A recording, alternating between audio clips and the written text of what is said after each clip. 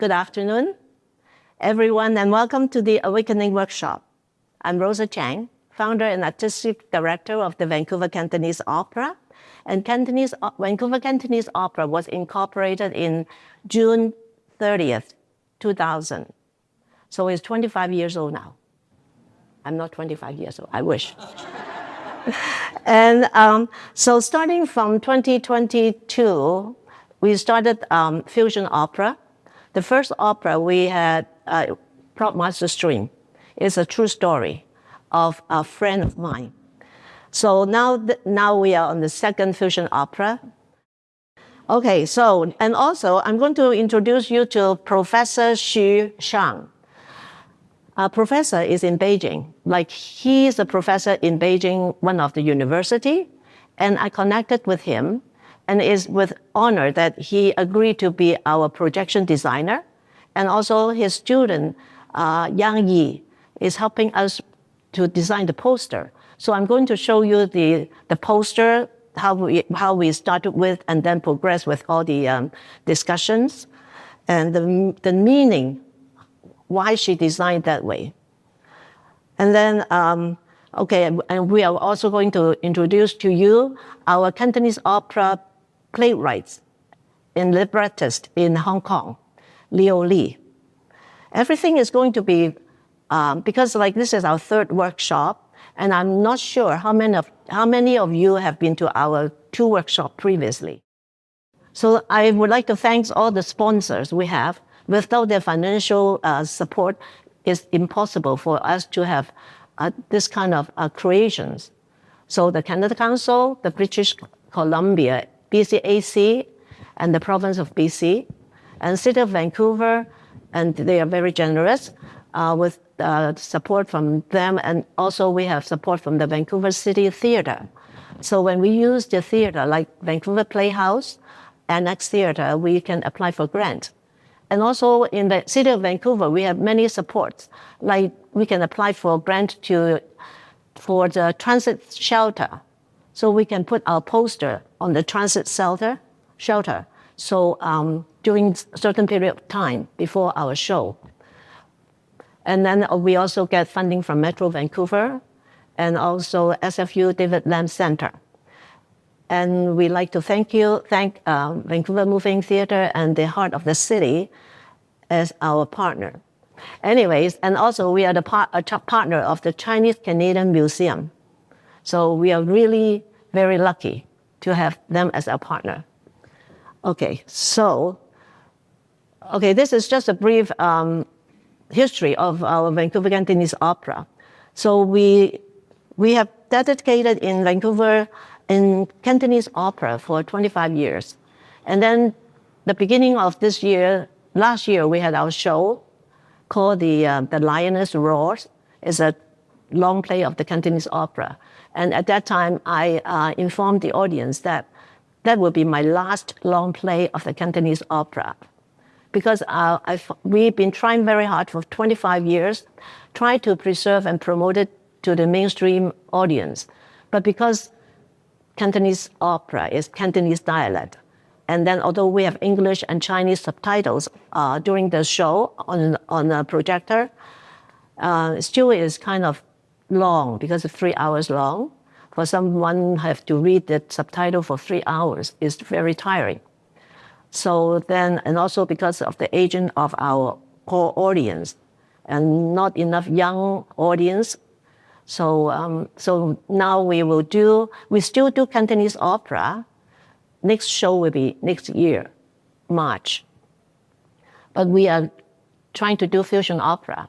We want to collaborate with other artists and other art forms, so we'll make it more accessible for audience to understand our art form. Okay, so this is the Awakening Workshop, the number 3. And the historical context, I think everybody familiar with it, because last year was 100 years anniversary of the Chinese Exclusion Act. So it lasts over 24 years.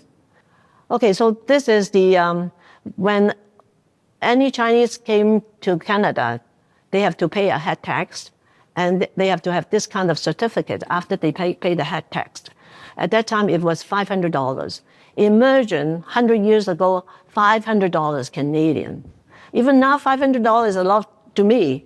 So that was a lot of hardship. And why the Chinese came to Canada first? Because at that time, when they built the Canadian Railway across Canada, they need labor. So many of them went to China to recruit labor. But when they approached them, they said, come to Canada, you will find a lot of gold, you will have a good life. So that's what they believe, okay? So when they landed, it's different stories. Because laborers, if it's the Western European labor compared to Chinese labor, the European labor got better treatment, higher pay, but the Chinese are very hard. They get a lot of hardship. So because of the Chinese Exclusion Act, the impact is we have what we call the bachelor society. Why? Because the husband from China came to Canada searching for good life, and then eventually wanted to bring their family over. But because of the Exclusion Act, families were separated, at least for 20 years. So that means many, many men who came here to work, no wife, no family, became bachelor. So at that time in the Chinatown, many, many bachelors. At that time when I saw that, what is bachelor? Bachelors is supposed to be men's not married. But no, even men married, they don't have family and they didn't have wife. So with bachelor, then in China, there's Gold Mountain widows. Because all the husbands went to North America, searching for a good life and waiting for the husband to bring them over. But then the truth is, no, they never. Some of them never meet the husband again, because after years of being a bachelor in China, because of the loneliness, so they might have another wife. And also at that time, Chinese and the indigenous people were two main sector of people in Canada being discriminated. So because of that, they became very close. And many Chinese men at that time married indigenous women. The story, the Prop Master Stream story, is a real story about my friend called Guan Wakun. His father was Chinese, his mother was indigenous. But in China, many, many Gold Mountain widows. See, all women, children, no father, no husband. And sometimes I think they might send money over back to China to support them. But it's very difficult. So during that period of time, there were many, many posters or propaganda against the Chinese, and they were confined in Chinatown. They were not welcome anywhere. And like in Canada, actually at that time there was two Canada. One Canada for the Chinese, one Canada for the Western people. And in this cartoon they said, the same act which exclude Orientals should open the portals of British Columbia to white immigrants. So when I first started searching the internet about information, because when I wanted to do the Prop Master Stream, that was the first time I learned about the Chinese Exclusion Act. So I became very emotional because I was thinking, what happened if I was there at that time? What would I do? Okay, so the Chinese at that time did not have any right at all. I mean, not any right at all. They were not considered Chinese. They were not considered Canadian, even if they born there.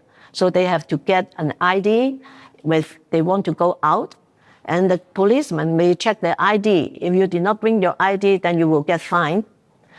So, but they've been trying to get recognized. But no, until they did not get the right to vote, until Second World War, then they wanted to be enlisted into the army, but still they were refused.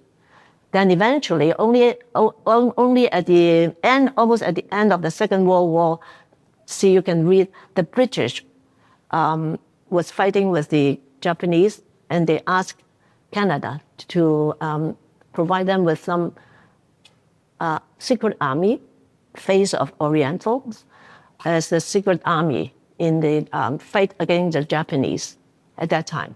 So even though the British request Canada, it was only after many, many requests, then they were allowed to enlist. So this is one of the secret service. Before they went on the, to join the, before they went on this, what do you call that? Mission, yes. Before they went on the mission, they were not allowed to tell even the wife, the children, the family. Everything has to be secret. So one of my friend's father was in the mission like this. Even after the war, when he went home, came home, he didn't talk to his children at all. I think because the impact was so strong, like deep down, they didn't want to think about it. Okay, so July 1st, 1923 is the humiliation day.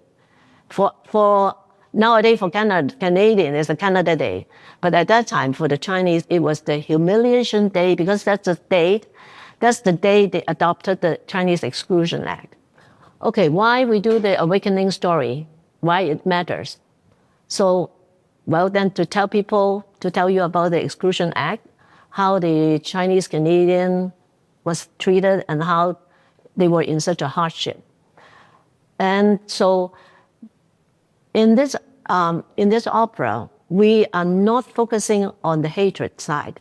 We just want to focus on the resilience and the survival in a community cooperation at that time. Because everybody was concentrated in Chinatown, the poor and the rich. So the rich people there, at that time, they did have rich merchants because they know they're very good in business.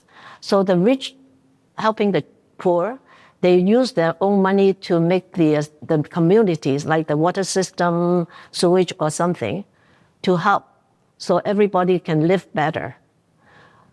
So not to mention, I don't think they ever get any help from the government. You know, across Canada, British Columbia was the worst across Canada, the worst province. They introduced this. I mean, not they introduced this, but they are very add on the hardship.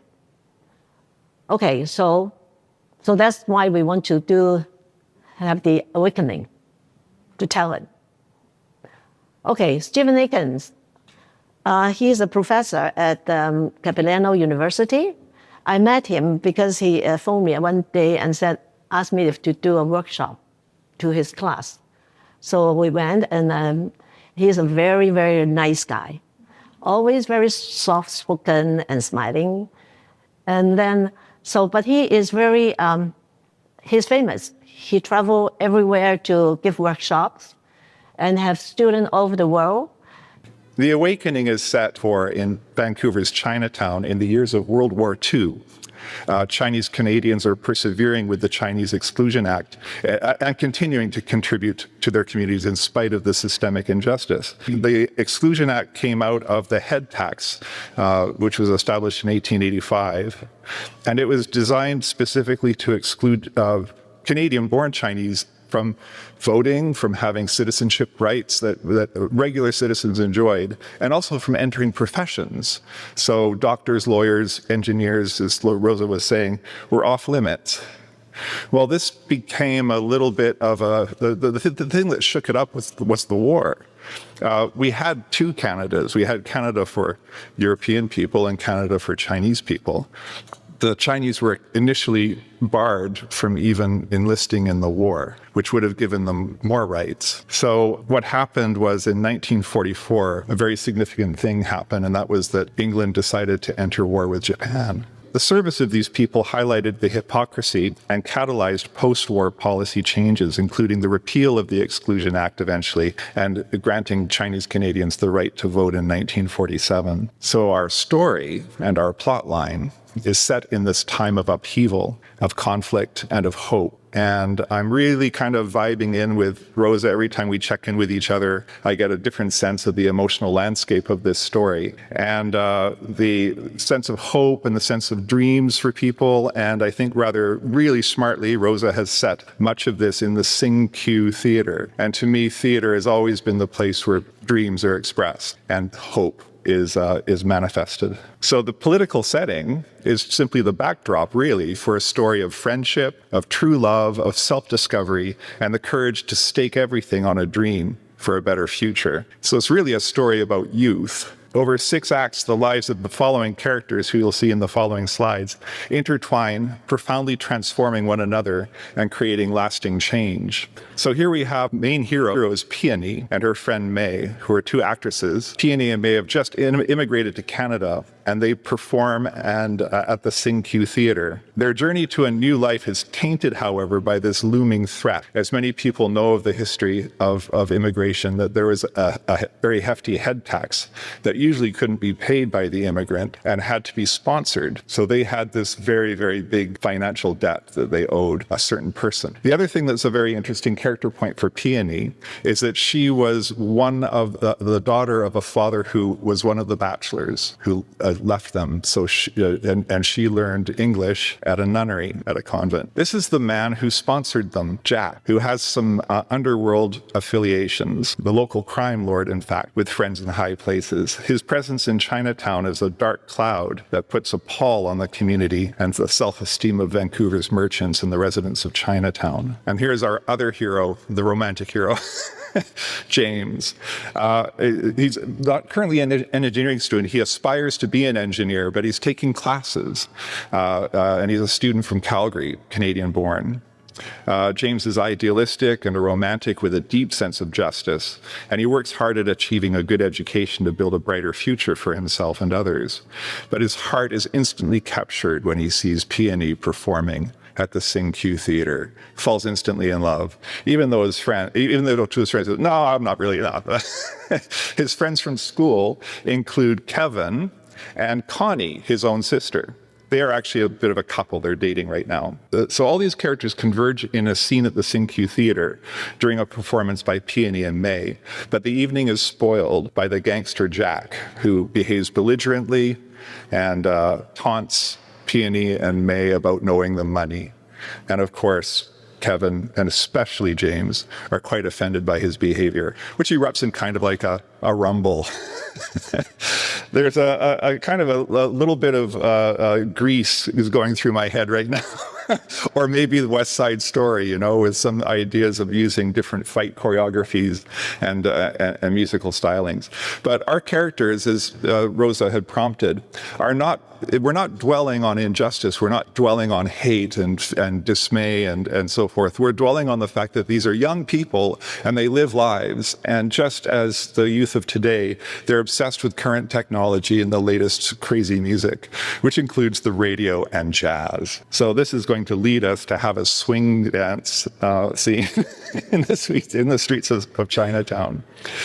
But we can't ignore the fact that there is this undercurrent, that there is this spirit of change that needs to happen. There's pressure. And from that pressure, eventually comes the need to protest one's rights. So the protests erupt against this relentless injustice, defying the will of Jack, who is actually benefiting from the fact that most of the people their spirits have been broken. And he can use this, and he can manipulate this community into serving him and his needs. James and Kevin eventually see the opportunity to perhaps enlist as an opportunity to change the world. The sacrifice, of course, is that they have to leave their true loves behind. And it could be a very emotional, an emotional scene and a very, very interesting point for the characters to reveal their true nature. So I'm not going to give too many more spoilers because there's some more drama to occur in Acts 4 and 5. But one of the things that I believe very strongly in is what I call a web of values, or a network of values, when you're creating a story. And it works with linear storytelling, but it also works with music and dance. And rather than thinking of things in terms of a line that the story goes through, we can think of it as a constellation of values that we want to hit on. And so the values that are in this will lead us to ideas of the dramatic situations in the music that we'll create. The values are opposed. There's the axis of the community versus the individual. And we can see that in many different ways, right?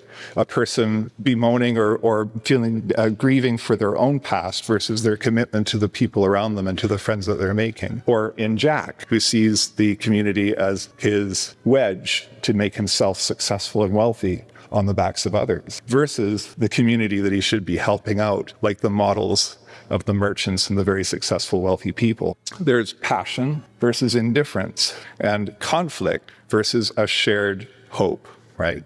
So what we hope to do in these scenes and in the music is to have these different themes and counter themes opposing each other and blending with each other to create the story.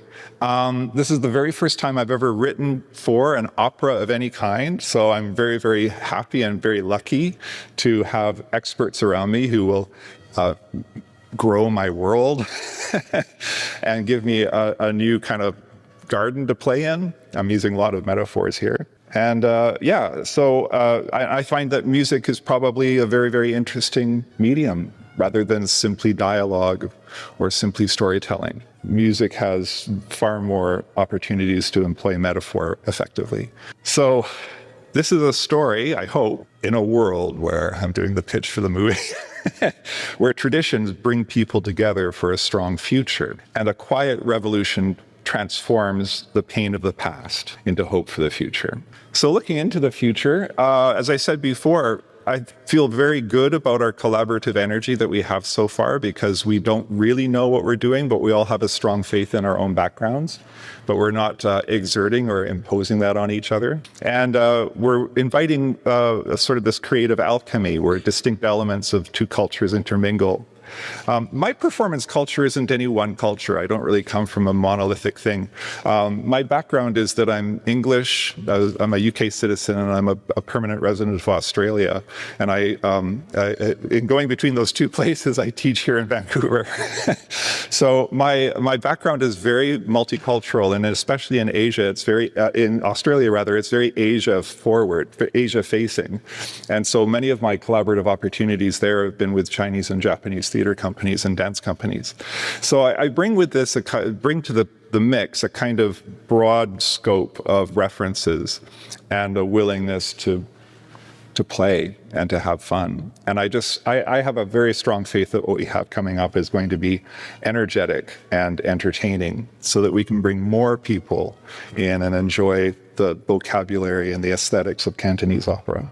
I end with just this picture for nostalgic reasons. Thank you very much.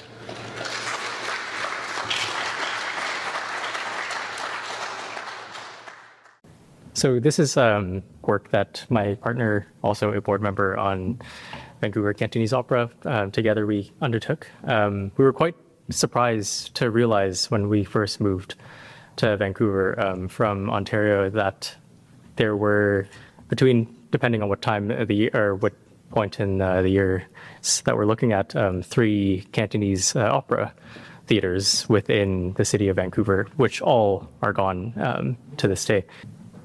Some of the sources that we're looking at is content that was brought up by John Atkins, a local civic historian in the city of Vancouver, who's very active within this space and is actively kind of gathering and unearthing a lot of interesting content, as well as April Liu, a PhD, who was the author of Divine Threads and worked at the Museum of Anthropology in UBC, where she found quite a bit of interesting content and artifacts related to the various Cantonese theater troupes, as well as the theater spaces. So a quick look at the key dates for Xingqiu Theater. We could first see that in about the year 1880, there's a Cantonese theater that opened in Chinatown. And in 1905, a separate theater opened after the first one was demolished, which is what we understand as the Xingqiu Theater in Shanghai Alley. Following that, in 1917, the Xingqiu Theater building submitted a renovation to the city of Vancouver, and this is the digital reconstruction that we're going to present today. And in 1919, the Xingqiu Theater had an interior fit out, improved the seating, changed it from bench seating into a lot more comfortable plywood chairs. And with the work that we're presenting today is still in progress, and we're still researching what happened in the early 1900s and what brought to its final demise. So looking at Vancouver in 1898, you can kind of imagine Vancouver, this aerial image is quite compelling. You can see that this is a boom town. Just 10 years ago, the railway was extended from Port Moody into Vancouver. You can see the artists actively illustrated a world of ships, ocean liners, sailboats, all coming to Vancouver looking for a land of opportunity. In the far distance, you can kind of tell there's lots of empty space, lots of resources, lots of land to be surveyed, measured, and sold off. And if we zoom in, we can kind of see where Shanghai Alley is today. It's actually right beside a rail yard at the corner of Pender and Carroll Street. But to our surprise, there's nothing there. It's just green. What's going on? I highlighted the building that's just to the left of that, of Carroll. That's the original Cantonese Opera, I think one of the earliest ones that existed in the city of Vancouver. So a really good resource to use when looking back into the history of what buildings were built and what permits were being submitted is the fire insurance maps of the time. And in 1887, the gold atlas of the city of Vancouver really shows that. If we go into the corner, you can see in the red rectangle is that first theater, not within Shanghai Alley. Shanghai Alley is that larger kind of trapezoid shape that's being highlighted with the dotted lines. And it matches what the aerial image showed, where it's mostly emptied, just beside the railway tracks. So zooming forward into 1912, much has changed as Vancouver is a boomtown. The original location is now the new railway tracks for a separate railway that was trying to get their hands into the city of Vancouver. And you can see Shanghai Alley and Canton Alley slowly developing, and highlighted right there is where the Xingqiu Theater is. In fact, it's actually labeled on the map, and we can tell that it's a brick building due to the yellow coloring on the map. So zooming in a bit further, maybe it's a bit hard to see, but you can see that it's actually 3 buildings or 3 lots kind of combined and joined together to form this one theater space. And on the address, you can see that they've crossed out all of the lines and left 544 Shanghai Street as the final address. So there's not too many images, historic images, unfortunately, of the Xingqiu Theater, but one key image that does appear is from the day immediately after the riots in 1907 in Chinatown, where a lot of the Chinese businesses were vandalized by an angry mob. And to the left side of the page, if you kind of squint and maybe do some investigative digging, you can kind of see the hints of the theater. You can see the TRE for theater signage in English. And below that, you have Dun Hei Seung Lao, which is really loosely translated to theater scenes are upstairs. That marks exactly where the entrance, or the main entrance of the theater would be. Below that, at the door entrance, you see 544, which is the address of the theater. and some other signage that might be interesting to note. Something to note, though, today that street is called Shanghai Alley, but at that time it was called Shanghai Street. This following image is just the backside of the theater, though they had past the alley, they had separate businesses. So we realized when we were doing our research that all of these building permits, when they're submitted to the city, there's a record of them. And so if you go to the Vancouver Archive that's out in Kitsilano, you can see and access the actual original blueprints of the building permit when the building was submitted for renovation and for a building permit. And so we're going to work through some of the drawings, and this is what formed the basis for what Vincent and I are using to reconstruct the building that was there because it no longer exists. So these are this is a set of architectural drawings. These are elevations, so they show the outside of the building. On the left side is the west elevation. That's the side that matches the photo that we just saw. And the east elevation is on the back side, which is towards the laneway on the other side of the building. And these are floor plans showing the inside of the building, which are really, really great. These drawings, they're small up here, but they're about this big in person. And they show what's really recognizable as a theater. You can see, so what the yellow lines are showing is where you enter. So you enter through that door that Vincent was just mentioning, that little arrow there. And then you would walk in up a slight ramp. And then you could either enter this lower level, which is towards the stage. You're looking, it would be looking north towards the stage, or you could continue on upstairs and there would be a mezzanine level where you could view from above. That's what the plan on the right side is showing, is this mezzanine space with a cutout to the stage. And these are a series of building sections, so essentially cutting the building in half and showing you, like kind of opening it up and showing you what you could see. And in this, you can again see we've drawn in the path where you would walk. So on the left side, that's the set of stairs you would walk up to get to the mezzanine. And you can see the seating, it looks like a set of stairs that you would then look down onto the stage down below. And then this other section is cutting the opposite way, east to west across the building, showing you in elevation the mezzanine level where you would sit. One thing I did forget to mention is there's an interesting little bit of tidbit where beside the theater was essentially an inn. And I imagine that the inn capitalized on the amount of actors and staff that would be at the theater, guests to the theater. And if you look right up there, you can kind of see a guy in what looks to be much shinier clothing, which I assume would be silk robes or a silk costume, just hanging out underneath some laundry, looking out at the scene of post-riot. And so Vincent and I we met in architecture school. That's how we know each other, and we're both in architecture. And so once we realized that there were drawings, if there are drawings, you could build a model. Essentially, we could reconstruct the building with that. And so this is a work in progress, but this is a version of a 3D model, digitally recreating the space of the Sing-Q Theater using those drawings that we just went through. And so this is a bird's eye view, as if you're on, I guess it's the southwest side of the building, looking in, and you can see the stage, the mezzanine, and all of these rows of seats there.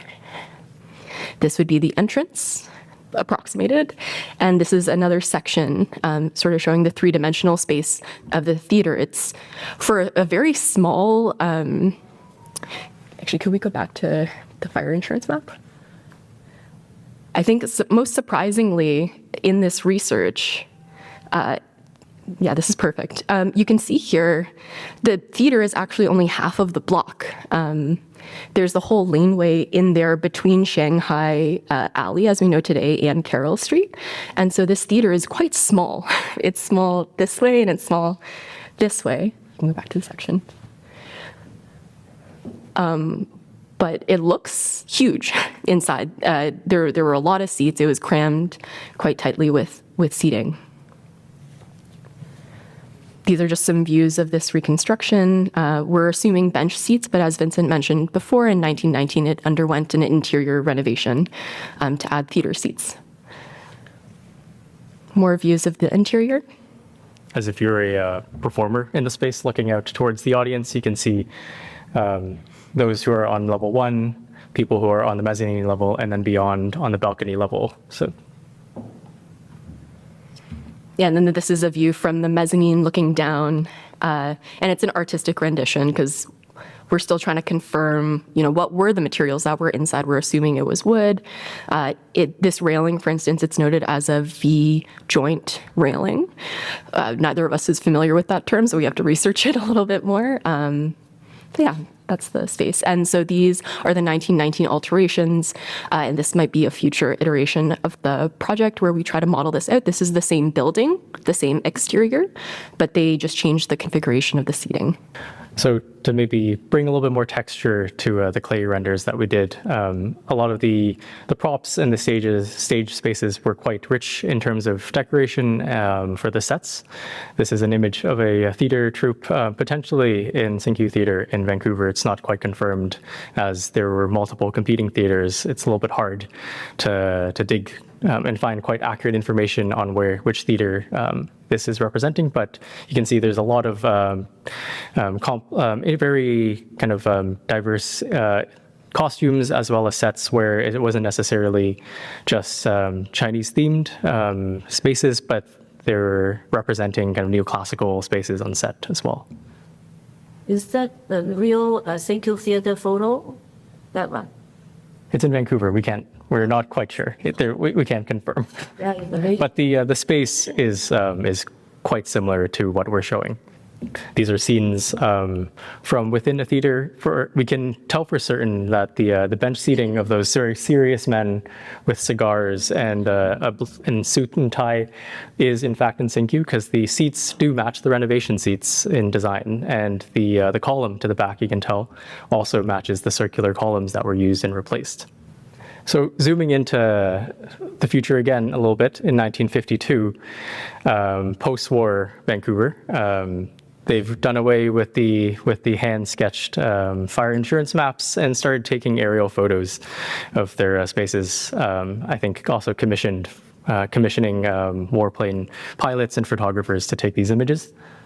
And we can kind of see where Xinqiu Theater is. If you zoom in, unfortunately, the resolution isn't absolutely high, but we can tell that the theater is no longer there. We can see the shadow of the adjacent building casting onto the site, and it's just a simple empty lot at this point. So kind of looking back at what we were just showing, there we go. The site started off as a relatively empty lot with a machine shop and not too much else. The theater came in, constructed in, I think, around 1907. This is showing it in 1912 on Shanghai Alley and Canton Alley. 1952, it's an empty lot with the adjacent buildings also quite empty. Seems like Canton Alley is still there at that time. And today, it's being used as the Success Building in Chinatown. And if you look at the elevation, you can kind of tell the architects were definitely inspired by the historic elevations in the archives for the Xinqiu Theater. As you can see, the bay windows on the 2 levels above, and the street-facing kind of glazed windows with the 3 bays represented quite clearly. So we're going to emphasize that this is still a work in progress. We're still trying to develop what the material, textures, colors, and the later date kind of timelines were for this project. And if any of you have any resources, old negatives hanging out in your basement or attic, let us know. We're happy to take a look to see if we can piece more of this together. Thank you. So now, so this is Shanghai Alley. This is Shanghai Alley. And we still have Shanghai Alley right now. Do you know where? It's behind, we have a success there. So, yeah, but it's changed now. Okay, so this photo, Vincent showed you. So this is what they call 樓上戲院. That means upstairs is the theater. So, and then they go upstairs, but they have a very, like a 7-Eleven before you go into the theater, all kind of candies. And the children, they go there. Mainly, they love to have all those candy and junk food. And the second thing they like is to watch the performer in costume and all the jewelries. It's all very beautiful. Okay, so I have to thank my friend Rosa Cheng to share this photo, to share this family photo. She lived, this is Laurie. Oh, this one is Laurie, I think, the youngest one. Okay, and her mother had a Kodak camera at that time, so emergent so many years ago. Laurie, actually, she could not come today because she is celebrating her birthday, 90 years old, and her husband. So they have a party, so they couldn't come, and I couldn't go. This is her mother and her father and the sister and the brother. So they lived next door to Senkyu Theater, just next door. So their pastime is always go to Senkyu Theater. Because they live next door, I don't think they have to pay the admission. But she told me the only thing she loved is to go to the candy store, the 7-Eleven in the theater. And then, so let's see, you can see the poster here of what is going to be on the show. And this is the main entrance. And this is Laurie and her sister. And this is her godmother. Her godmother was a Cantonese opera performer. Actually, she performed in the theater. This is from concept to creation.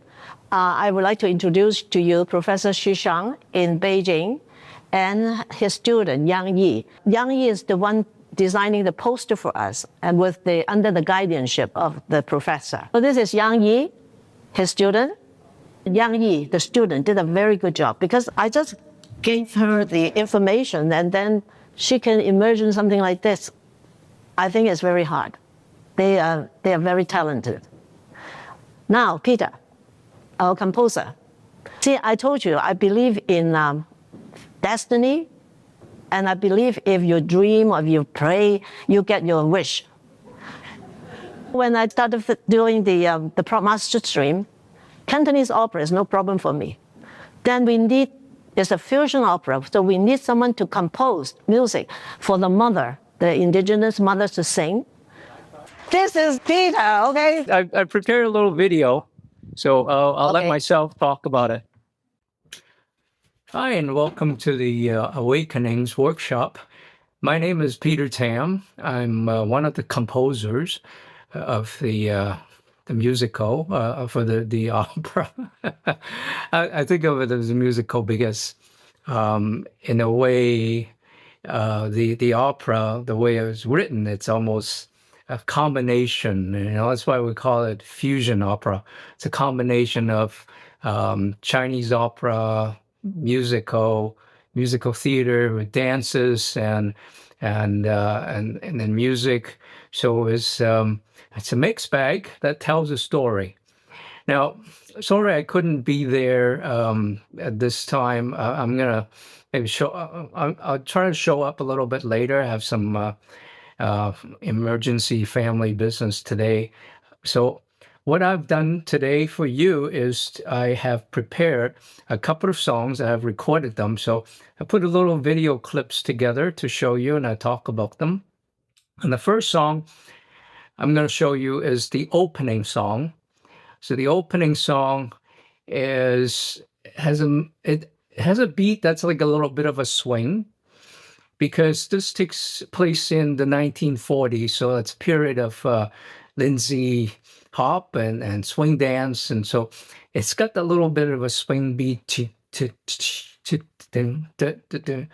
and I put a little bass, upright bass in there, so like a walking bass, to give that swing bass type of feeling. So that's how it starts. The song makes up of it's a chorus, so there may be some dances to go along with it because it's the opening.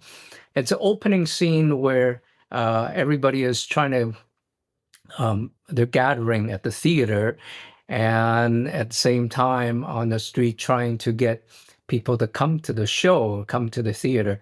So the song is called "Come to Our Show," and here's the clip. Come be amazed, you must enjoy the stage. The finest in Cantonese opera, the songs and dance of China.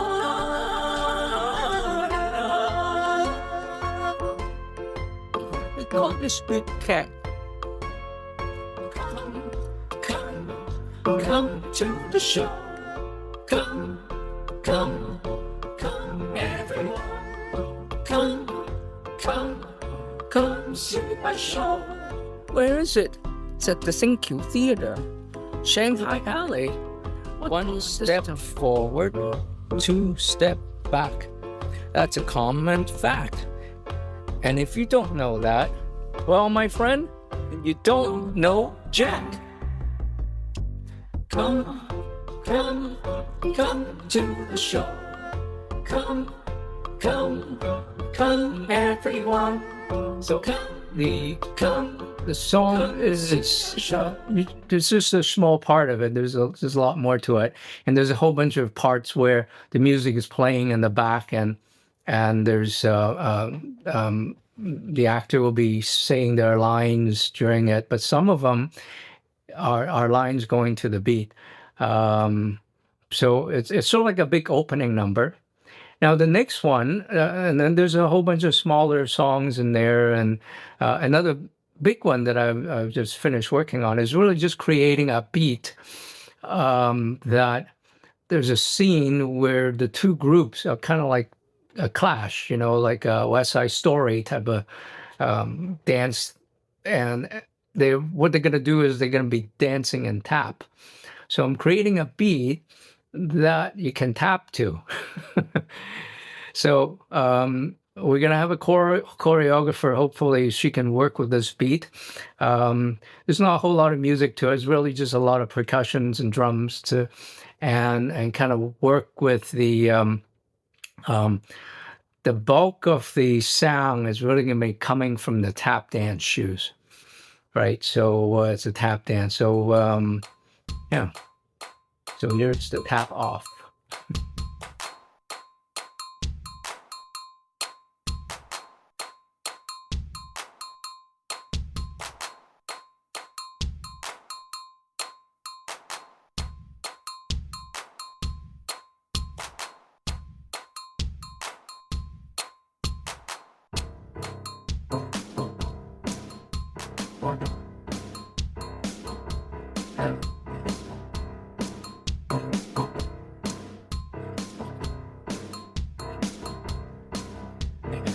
The last act of the play, one of the more significant scene is when Peony is going to be starting, feeling the loneliness. It's winter, Christmas time, and James is not going to be there because he's with the army and he's probably lost, so it's it's a feeling where it's not going to be good news, but you still have some hope. So it's a song that's going to reflect that type of feeling. It's things are kind of it's the inevitable is going to be, that bad news is going to come, and one day. So this is it's a slower song. It's going to be sung by Peony.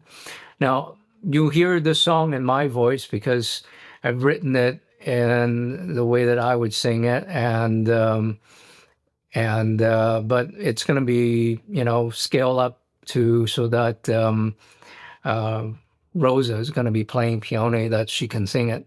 So all these songs that you're hearing is really just conceptual, and I'm still working on, slowly with, I got all kinds of software here and working on writing all the melody, the instrumentals, and everything to go with it. So hopefully we'll get everything all done. So the idea is that when I'm writing this opera is to create some of the major pieces first, like the opening scene, like the tap dance. There may be a protest scene where, so these are all chorus. It's a chorus except for the one that Peony sang. And then there's little songs in between. These are songs that are dialogues. So they're singing to a dialogue, and it's a mix of speaking and singing and, throughout. And the whole show is divided into the Cantonese part and English part. So the parts that I'm working on are the English parts. So hopefully I would be able to make it there before the end of the session and join you in the last little part to answer some questions. So hope to see you soon. As I lay on my bed, resting my head, a single lamplight is the only companion.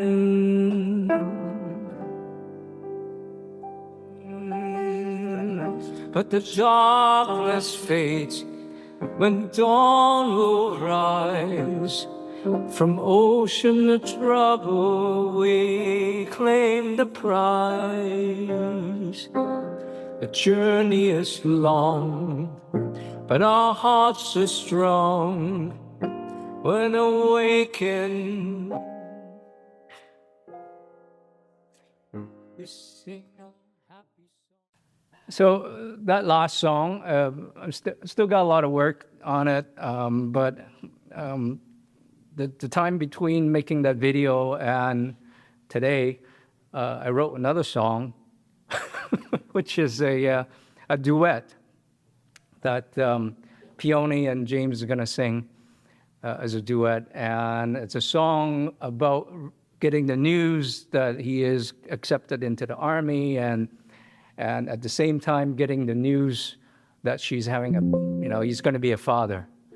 So it's one of those songs where it's actually a happy song because it's at a point where he doesn't, back in the 40s, a lot of people feel really honored and happy to join the army and go off to war. They really didn't realize the horror that they're about to get into. So that's why, the song is actually a happy song. Like, yay, I get to go, to war. And again, talking about bittersweet that, we're having a baby. And the title of the song is Promise Beneath the Stars, because he's promising her that he's going to return.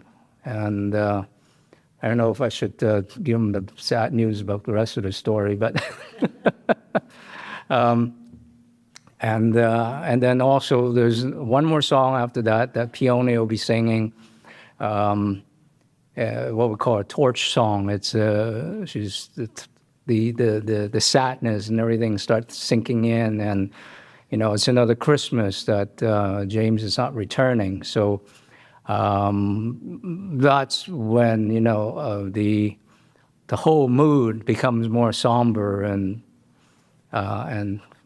towards the final scenes.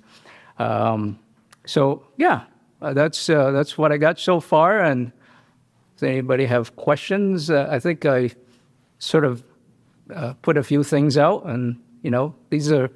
I recorded the songs, but they're in a way of like sketches. Just like an artist, you kind of do some sketches and just start building on it. So one of the things about this show is that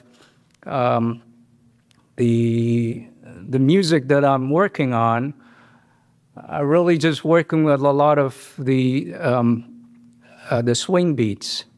So a lot of the song, it sounds like the songs from that era, and yeah. So it's really a thrill to be here. I haven't been here in over a decade. And the last time I was here, I was reading from my book on Iraq, Dancing in the No-Fly Zone. It's such a wonderful community gestalt, this whole fusion opera. And I've sort of unwittingly become part of it by writing about it, but I also just by meeting everyone. And there's wonderful community connections. So I just wanted to speak to that before I read you an excerpt from the article that I wrote about the awakening in the summer issue of Opera Canada. I'm a fifth-generation Vancouverite, and my great-grandparents on my mother's side were Syrian Christian refugees who fled the Ottomans, settled in Prince Rupert in 1906, but some of their cousins settled in Strathcona, and many years ago I did interviews with an elderly Lebanese lady who had come over on the boat with my great-grandparents, and she talked about living in Strathcona in a small Lebanese community, and when she got, well, she said she went to school in the afternoon, and went to school in the morning, and in the afternoon she sewed lingerie for the local working girls. And then when she got married, she said they had a traditional wedding feast, and they went to the three households back and forth, throwing rose petals and ululating, at the doorway. And I suddenly had this entirely different vision of Chinatown as one that was really a kind of multicultural idol in the early 20th century. And I've been documenting the history of Chinatown as a writer in various ways. And I just wanted to bring your attention to two publications where I document that. One, of course, is the aforementioned summer issue of Opera Canada. You might still be able to find it at Chapters, but and otherwise I think you can buy it online. And then the current issue of Border Crossings, which is a great Canadian cultural magazine out of Winnipeg. I have a story about the two Fred Herzog exhibitions that documented Chinatown in the mid-century mainly. One was at the Equinox, it's over. The other sort of sister exhibition is still on until the end of December at the Chinatown Storytelling Center. So just giving a plug for some local and national culture and media. So I'm just going to read a little bit from the Opera Canada article about this wonderful coming together for me personally, but also just this great fusion, because my great passions are architecture, local history, and opera. So it was a great pleasure to be able to write about that. But then because Stephen's not here, Stephen Atkins, he's in London, we both go back and forth. I wanted to read a little bit about, from my interview with him, about his approach and about Eastern and Western theatrical idioms and how he's fusing those in the awakening. So the Opera Canada article begins with, even while Vancouver's Chinatown is under consideration for UNESCO World Heritage status, it faces an existential threat from looming development as the entire city stares down plans for massive tower construction in spite of civic resistance. But just as Chinatown residents stopped the demolition of Chinatown in 1967, when city fathers proposed a freeway that would have run right through in the name of urban progress, so too are neighborhood initiatives fighting to preserve its living history. The Chinatown Storytelling Center has just reopened with a new exhibition contextualizing color photos of the Hood by the legendary Vancouver street photographer Fred Herzog, with images of mid-century life culled from a community archive several years in the making.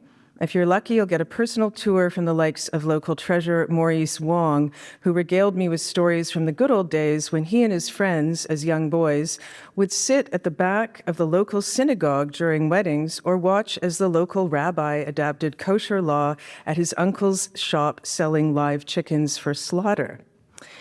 Well, the neighborhood today still boasts herbal apothecaries and eateries. It's caught between looming development and the drug crisis of the downtown east side. In contrast, mid-century Chinatown was alive with a vibrant multicultural street life, with fishmongers and fruit sellers, mom-and-pop grocery stores, benevolent societies, restaurants, and gambling joints, all documented in the exhibition. And at a recent workshop across the street at the Chinese Canadian Museum, when Vancouver Cantonese Opera's founder and artistic director Rosa Cheng unveiled plans for a new opera directed by internationally known playwright Stephen Atkins, it felt like the characters described were pulled straight from the photo exhibition at the Storytelling Center. Down the street, Shanghai Alley, once the site of densely populated tenements bulldozed in the mid-century, as well as the neighborhood opera house that burned down, stood as a reminder of what happens when a city ignores its heritage. Meanwhile, the presentation by Cheng and Atkins, complete with archival photos of a local man who enlisted in World War II, given by his daughter, was a reminder of how history can inspire new artistic horizons. So I just want to talk a little bit after that background introduction about Stephen and his take on different theatrical traditions and how he's fusing them. After receiving degrees at Simon Fraser University, Atkins' professional practice led him to independent performance and new media production houses across Canada and the United States. As a student of both Bertolt Brecht and Antonin Artaud, who borrowed heavily from Asian theater, he is acutely aware of his rather delicate role as a cultural translator in a fusion opera. It's all about Western people seeing in other cultures and other forms what we feel ours lacks, he says. We always look with these hungry eyes at what is new. We see what is stable and has meaning in another culture as innovative, rather than being traditionalists or collaborators with another tradition. It's an interesting idea, I think. Brecht loved the American musical and its cabaret-like potential that can create narrative and political subversion, but he also noted that same aspect in Chinese theater. Western theater is representational, Atkins says, and Brecht liked the presentational quality of Chinese theater, which overlaps with Western opera and cabaret. In Asian theater, there isn't a sense of being the character. Instead, he says, there's a sense of presentation, like in an Indonesian shadow puppet play. It's performative, he says, but not in a superficial way, rather in a way that has some dramatic impact. Well, Atkins points out that certain Brechtian techniques, like breaking the fourth wall, were likely influenced by his study of Asian theater. He notes that they already existed in both Shakespearean plays and American musical theater. The idea of the gesture being symbolic rather than naturalistic, something that Brecht named the alienation effect, is what Atkins finds fascinating in Asian theater. He will play with ideas of both Asian and Western theatrical traditions in his libretto and direction. Working closely with Cheng on all aspects of the production, he hopes to achieve what Italian theater director Eugenio Barba called productive misunderstanding.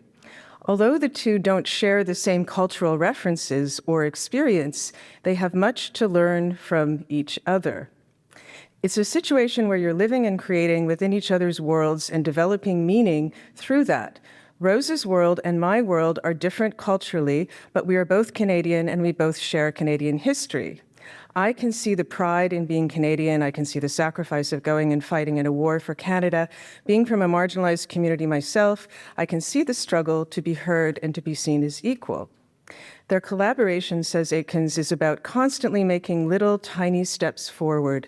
As an example, he cites a scene inspired by an excellent high-speed Cantonese rap song that reminded me of Hamilton, he says.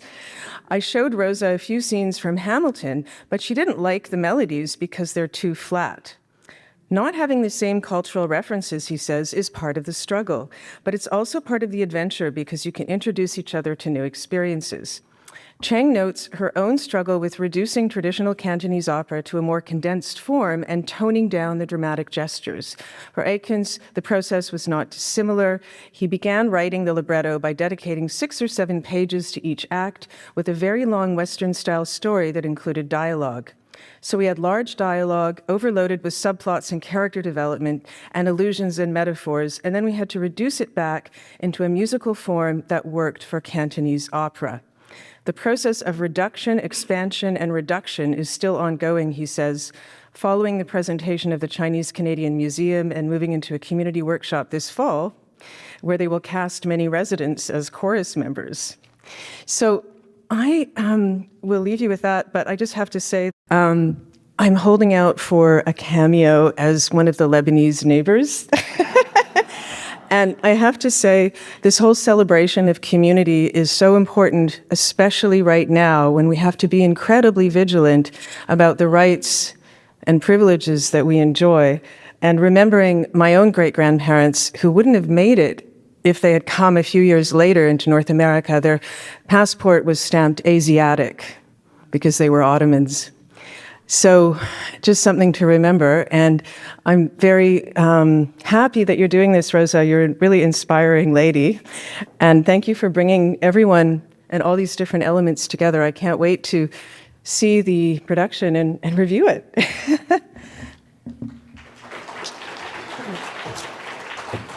You know, she's going to be in our show, The Awakening. She's an opera singer. I'm also a singer, and Peter is a wonderful accompanist and composer, and we've worked together before. We played the Showboat. Did anyone see us at the Showboat? Speaking of communities, performance, yeah.